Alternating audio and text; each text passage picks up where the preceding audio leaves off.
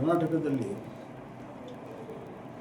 ಟೆರರಿಸ್ಟ್ಗೆ ಒಂದು safe Heaven ಅನ್ನೋ ರೀತಿಯಲ್ಲಿ ವಾತಾವರಣ ಆಗಿದೆ.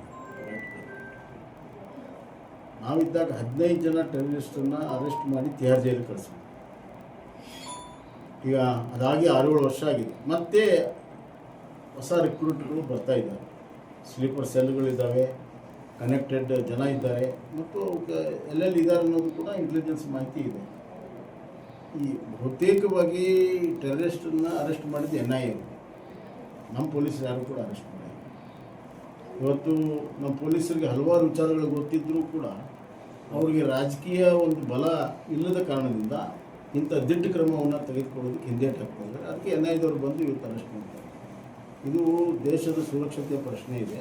ಇಲ್ಲಿ ಯಾವುದೇ ರೀತಿಯ ಕಾಂಪ್ರಮೈಸ್ ಆಗಬಾರ್ದು, ಅದಕ್ಕೆ ಬಿಡಬಾರ್ದು.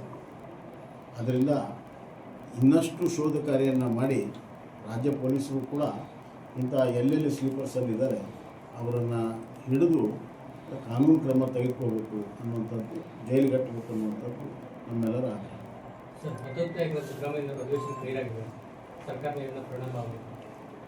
ಇಷ್ಟು ಬೇಗ ಅದೆಲ್ಲ ನಾವು ಸರ್ಕಾರ ಮೇಲೆ ಪರಿಣಾಮ ಅನ್ನುವಂಥ ಮಾತುಗಳನ್ನು ಹೇಳೋದಲ್ಲ. ಆದರೆ ಇನ್ನು ಮುಂದೆ ನಿರಂತರವಾಗಿ ಅವರು ಗೈರಾದರೆ ಅದು ರಾಜಕೀಯ ಒಂದು ಬೆಳವಣಿಗೆ.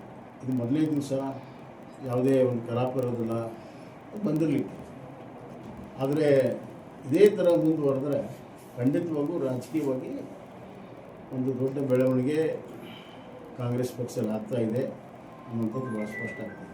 ಒಟ್ಟಾರೆ ಸಿದ್ದರಾಮಯ್ಯ ಅವರು is not happy with the cabinet expansion ಅನ್ನುವಂಥದ್ದು ಭಾಳ ಸ್ಪಷ್ಟವಾಗಿದೆ ಮತ್ತು ಹಲವಾರು ರೀತಿಯ ಗುರುತನ್ನು ಕೂಡ ಮಾಡಿಕೊಟ್ಟಿದ್ದಾರೆ. ಟೋಟಲಿ ಅವರನ್ನು ಸೈಡ್ಲೈನ್ ಮಾಡಿದ್ದಾರೆ ಅನ್ನುವಂಥ ಮಾತನ್ನು ಅವರು ಆಪ್ತರು ಮಾತಾಡ್ತಾರೆ.